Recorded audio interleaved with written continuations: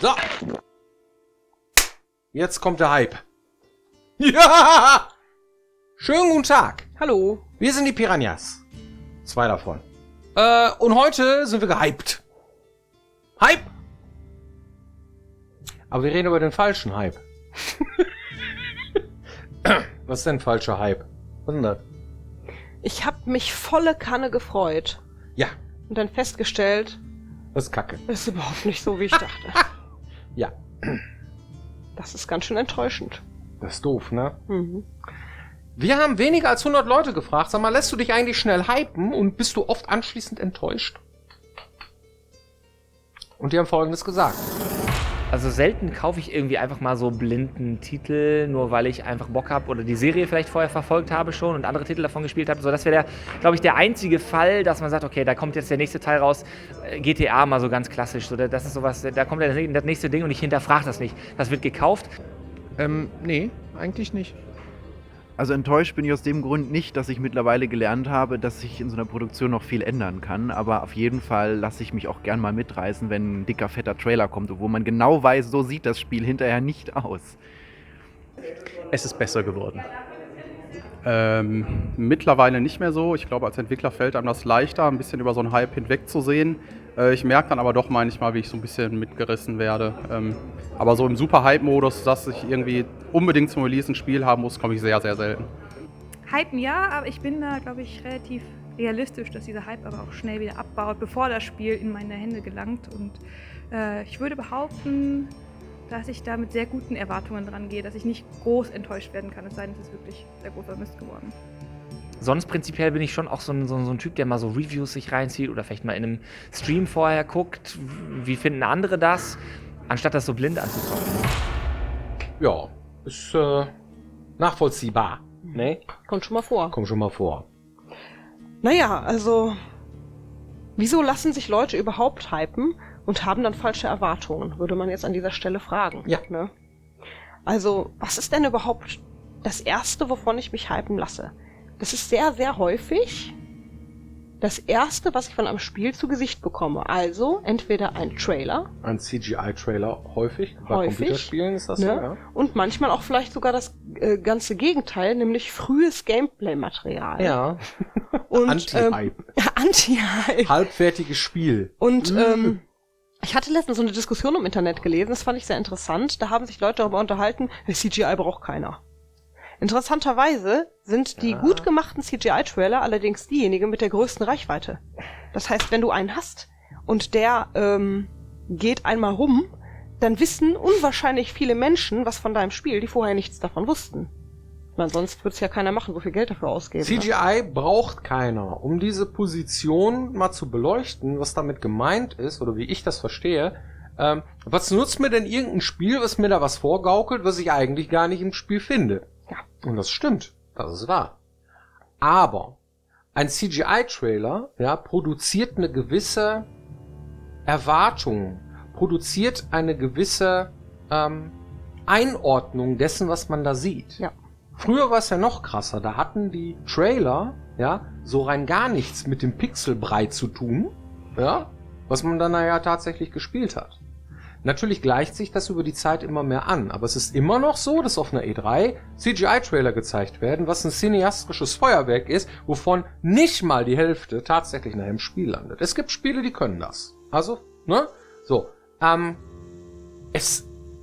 CGI-Trailer zeigt dir eine Intention, zeigt dir ein Gefühl, soll dir vermitteln, worum es geht. Ja. Warum du dieses Spiel spielen sollst, warum du dich mit diesem Charakter, der da mitspielt, verbunden fühlen sollst, was das Spiel alles bietet, ja.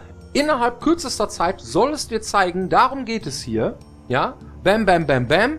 Und so, hast du da Bock drauf oder nicht, ist dann die Frage. Ja. So, und das ist im Spiel natürlich alles, dass man da sehr viel Zeit hat, dass man erstmal sich anguckt, wie wird das gesteuert, das Ding, ne?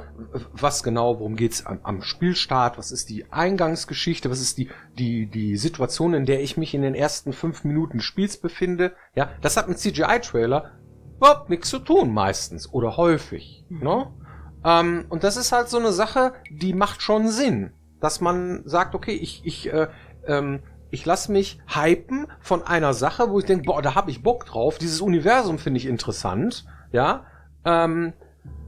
Aber darf mir auch nicht zu viel spoilern. Das heißt, von der eigentlichen Geschichte möchte ich eigentlich gar nichts wissen. Ich möchte eigentlich wissen, worum es geht, was ist das Gameplay und. Deswegen gibt's auch meistens bei so einer Marketingkampagne mehrere Stages und mehrere Trailer, ne, so das ist der CGI-Trailer, das ist der HD-Trailer, keine Ahnung. Dann kommt irgendwann auch mal ein Gameplay-Trailer oder ein Story-Trailer oder ein Charakter-Trailer. Wir haben bei Elex unheimlich viele Trailer gehabt. Ne? Wir hatten einen CGI-Trailer ganz am Anfang. Wir hatten vorher sogar noch den Mood-Trailer. Wir hatten einen Mood-Trailer, genau, ne, weil wir sehr früh angefangen haben, Sachen schon zu zeigen. Ne? Da war natürlich alles noch halb fertig oder gar nicht. Und dann wurden wir schon bewertet aufgrund der Sachen, die dann da unfertig daherkamen. Das ist natürlich auch so eine Sache. Aber dann gab es irgendwann einen CGI-Trailer. Dann gab es zu jeder Gilde nochmal einen Trailer, ne, um die zu erklären, wie die funktionieren. Dann gab es nachher noch einen Release-Trailer und noch einen kleinen Kurz. Also es gab sehr viele unterschiedliche Trailer, die auch unterschiedlich bewertet, frequentiert und auch überhaupt geguckt wurden und bewertet wurden. Das hat alles immer irgendwie schon seinen Sinn gehabt. So, also aus unserer Sicht jedenfalls. Ja, Thema Gameplay-Trailer ist oft ein Grund für Enttäuschungen auch. Also CGI ist klar, irgendwie hat nichts mit dem Spiel zu tun, muss man halt aufpassen, dass das Thema eben passt. Nicht immer. Ja. Häufig nicht. Ne? In den Also meisten Fällen hat es nichts damit zu tun, richtig? Ja, zumindest ist das der Grund, warum Leute vielleicht enttäuscht sein können, ne? Ja. Wenn man jetzt beim Thema bleibt. Ja.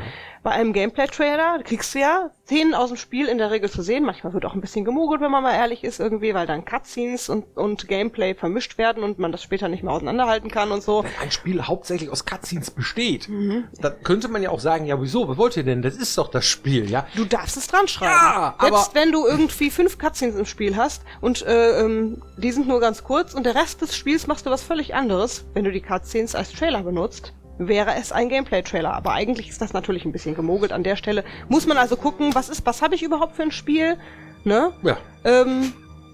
Das sieht auch jeder anders. Ja, keine Ahnung. Ja. Wenn du jetzt ein Autorennspiel hast, ja? Ja. Und du hast irgendwie vor jeder Szene irgendwie eine kleine Cutscene, wie dann Autos durch die Gegend und so. Sebastian Vettel und Niki Ne? Lauda irgendwie und diesmal. Ja, also ist Aber, es schon. ne, so. Ja, ich weiß, was du meinst, ja. Ja, ich hoffe ihr auch. Worauf ich aber eigentlich hinaus Sonst will, gibt's Aue. Mann, Ja. ist die Downgrade-Diskussion. Ne? Das heißt, ich sehe etwas in einem Trailer und es sieht zum Beispiel richtig geil aus, weil es richtig schön gepolished ist und später in einem Spiel findet sich das nicht wieder. Das Problem hatten wir tatsächlich noch nicht. Bei uns gab es eher sowas wie eine Upgrade-Diskussion, weil wir relativ früh Material gezeigt haben im Spiel, das dann später nochmal besser aussah, als das Spiel fertig war. Aber es gibt auch Spiele, bei denen ist es andersrum. Die machen einen richtig schicken Trailer und die Leute sind dann enttäuscht, wenn später nach der Optimierung, Texturen nicht mehr so crisp sind oder das Spiel nicht mehr ganz so gut aussieht wie denn das. Auch das kann eine Enttäuschung hervorrufen, zum Beispiel im grafischen Bereich. Ja gut, wenn man dann einen CGI-Trailer macht und dann die Enttäuschung, wow, so geil sieht das Spiel aus. Weil ich behaupte, ne, von 5 Leuten, denen du das zeigst, würden 3 sagen, oh, das sieht aber geil aus, guck mal die Anis und guck mal dies, das. Und die 2 anderen, die würden sagen, aber das ist doch nur ein CGI-Trailer. Ja, aber guck doch mal, da steht doch Ingame-Footage. Was ist denn Ingame-Footage? Nimm ich einfach den CGI-Film und tue es in mein Spiel, ist das dann schon Ingame-Footage? Dünner Belach, ne? Darf man vielleicht gar nicht sagen. Vielleicht kriege ich dafür jetzt Haue. Aber ist schon schwierig, oder? Was ist jetzt Gameplay und was ist jetzt Trailer? Was das da die Grenzen verschwimmen einfach.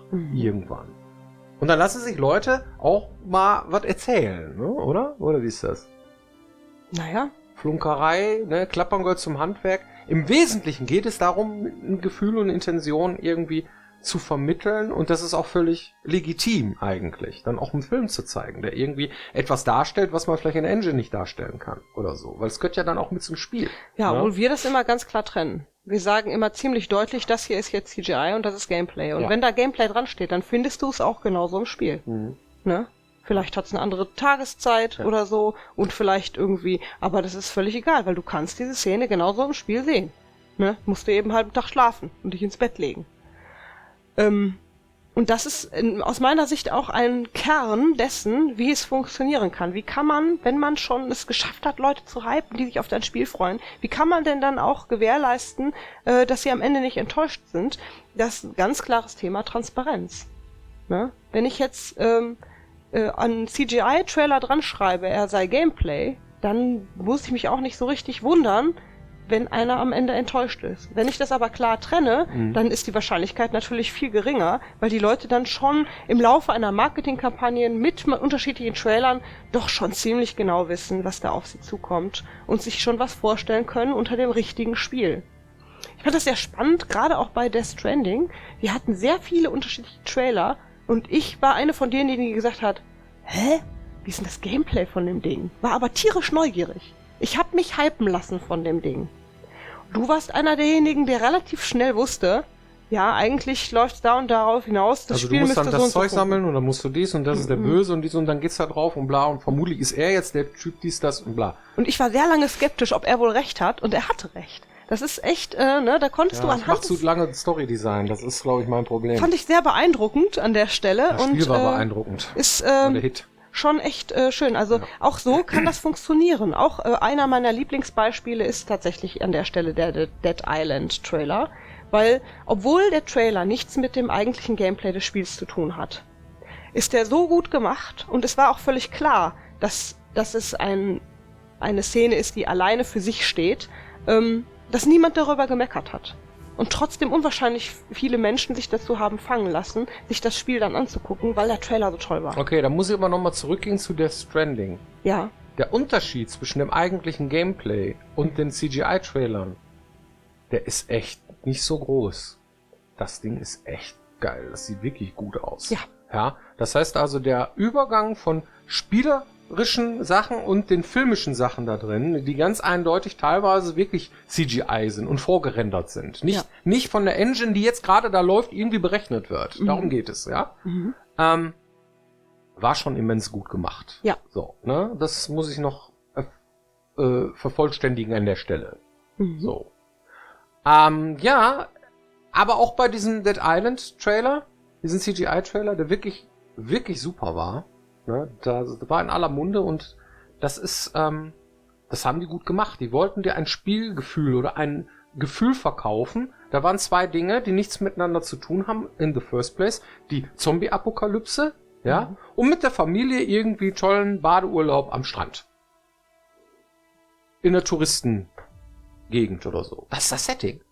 Das heißt, die haben dir erklärt durch dieses Video, ja, was da abgeht in Dead Island. So. Und das haben die super gemacht. Ja. Das heißt, du hast dieses Spiel gespielt und du hast irgendwie das Gefühl gehabt, wenn du um die nächste Ecke gehst oder so, dann liegt dann das Kind und so, was da irgendwie aus dem Fenster gefallen ist. Das ist so das, was so ein CGI-Trailer leisten soll. Dass man das tatsächlich irgendwie nachempfinden kann. Dass man Angst um sich, um seine Familie, um die Typen, die da rumlaufen, im Bikini rennenden Leute da. Also das ist schon geil gemacht. So, ne? Und dann finde ich das auch völlig legitim, wenn das so gemacht wird. Ja, machen wir ja teilweise auch. Ja, es war eine recht eindeutige Sache, ne? Ja. Und deswegen auch, glaube ich, keine Enttäuschung aufgrund so eines Trailers, Nein. wenn das Das gut Spiel gemacht war ja ist. auch grafisch und alles irgendwie super gemacht. Es ist cool. Ja. Gut, wir haben aber über den falschen Hype gesprochen. Was ist denn ein falscher Hype? Dass man tatsächlich enttäuscht ist. Das ist damit gemeint. Ne? Genau. Das heißt also, man irgendwie Trailer kriegt und noch mehr und hin und her und dies und das und dann zieht sich dann irgendwie die Produktion und dann kriegt man irgendwann, wird man auch satt, ne? So ein bisschen, oder? Ja, das ist auch noch so ein Thema. Wann werbe ich denn für mein Spiel? Das ist sehr wichtig, denn Zombie-Apokalypse hatten wir gerade.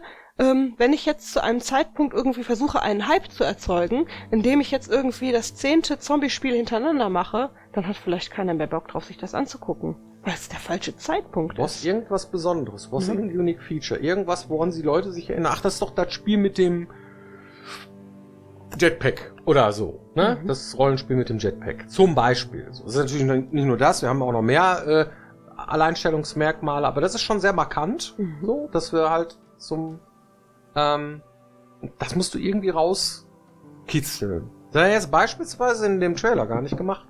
In dem CGI-Trailer. Da war das Jetpack gar nicht drin. Warum nicht? Ja, weiß ich auch nicht. Vermutlich haben wir es einfach vergessen. Oder es war so, dass wir halt ja, ist so, ne? Wir waren halt irgendwie so auf den Trip, wir hatten ein neues Setting, ne? Das Science-Fantasy-Setting. Und der CGI-Trailer, den wir gemacht haben, der zielt eigentlich vornehmlich darauf ab, tatsächlich euch Spielern zu vermitteln. Piranha Bytes hat früher Fantasy gemacht, only. Und jetzt neues Setting, ne? Postapokalypse und Sci-Fi und dies und das. Und das soll das sein und bitteschön. So, ne? Darum ging es eigentlich vornehmlich. Und der Jetpack war eigentlich unter ferner Liefen. Das heißt, das Spielgefühl irgendwie zu vermitteln. Ohne jetzt aufs Gameplay zu gehen. Später haben wir natürlich auch Trailer gemacht, wo wir auch mal einen Jetpack gezeigt haben. So, Ja, ne? insbesondere im Release-Trailer zum Beispiel Ja. war das eindeutig zu sehen. Ja. Ne? Viele spielen dann direkt aus dem Spiel, damit jeder weiß, womit das zu tun kriegt. Ne? Und da verschwimmt an der Stelle auch so ein bisschen das Gameplay zusammen mit dem Spielgefühl.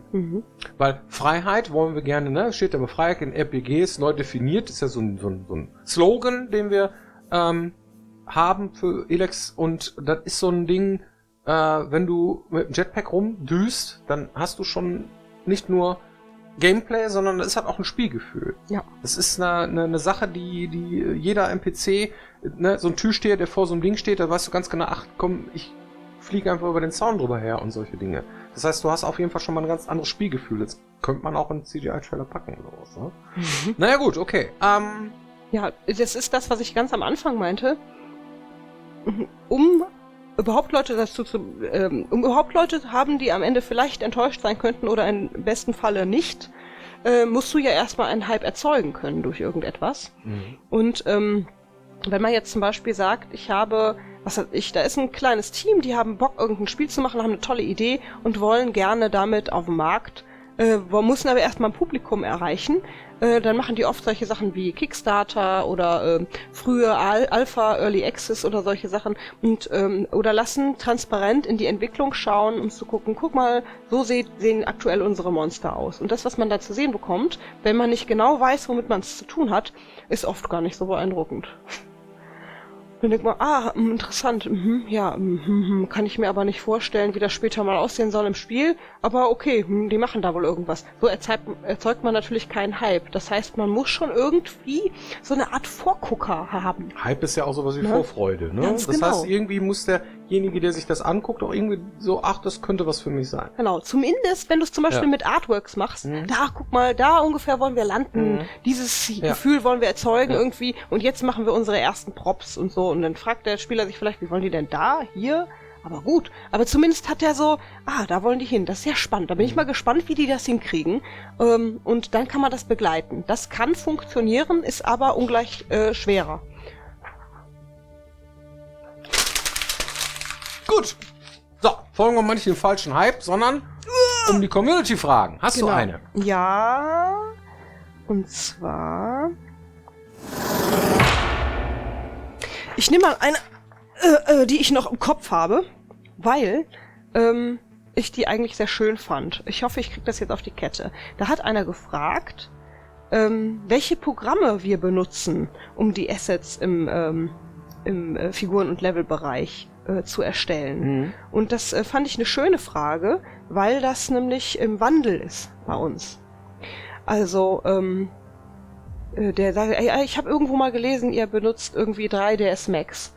Und das stimmt auch, ist aber überhaupt nicht mehr aktuell. Vereinzelt wird das immer noch benutzt, genauso wie Maya, aber eigentlich benutzen wir immer mehr Blender. Warum finde ich das spannend? Weil Blender ein Open Source Programm ist, das jeder benutzen kann.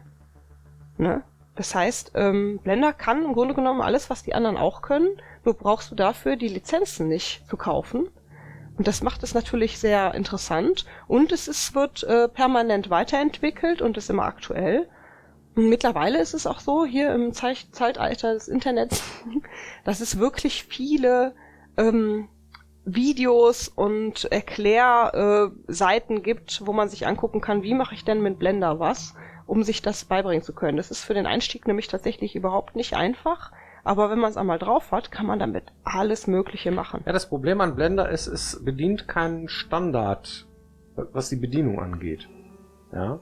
Ich habe mir das immer so erklärt, dass Blender halt irgendwie gewachsen ist und es ist halt Open Source, ne? jeder hat so sein Feature noch mit reingepackt.